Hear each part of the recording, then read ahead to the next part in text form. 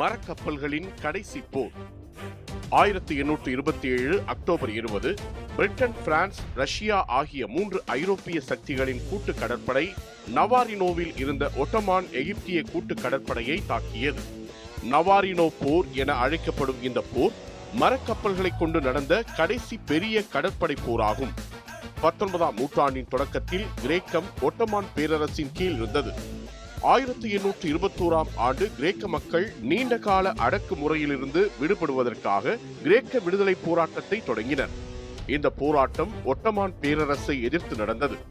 ஆரம்பத்தில் கிரேக்க புரட்சியாளர்கள் சில வெற்றிகளை பெற்றாலும் ஒட்டமான் படைகளின் சக்தி அதிகமாக இருந்தது. மேலும் ஒட்டமான்களுக்கு உதவியாக எகிப்திய படைகள் இருந்தன. கிரேக்க போராட்டத்திற்கு ஐரோப்பிய நாடுகளான பிரிட்டன், பிரான்ஸ், ரஷ்யா ஆகியவை ஆதரவளித்தன.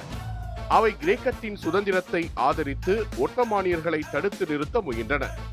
1827இல் கிரேக்க போராட்டம் மிகுந்த நெருக்கடியான நிலையை அடைந்தது. ஒட்டமான் மற்றும் எகிப்திய கடற்படைகள் நவாரினோ எனப்படும் துறைமுகத்தில் தங்களது கப்பல்களை நிறுத்தியிருந்தன.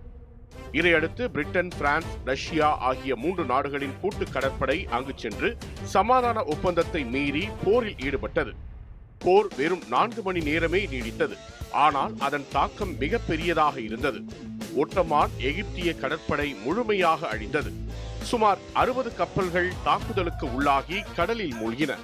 ஐரோப்பிய கூட்டு கடற்படைகளுக்கு மிகச்சிறிய சேதமே ஏற்பட்டது. நவாரினோ போர் கிரேக்க விடுதலை போரில் முக்கிய திருப்பு முனையாக இருந்தது. ஒட்டமான் கடற்படையின் அழிவால் கிரேக்கத்தின் கடல் பகுதிகள் மீண்டும் அதன் கட்டுப்பாட்டில் வந்தன.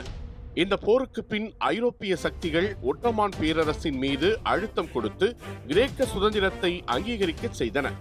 இறுதியாக 1830இல் ட்ரீட்டி ஆஃப் லண்டன் எனப்படும் லண்டன் ஒப்பந்தத்தின் மூலம் கிரேக்கம் சுயாட்சியுடன் ஒரு சுதந்திர நாடாக அங்கீகரிக்கப்பட்டது.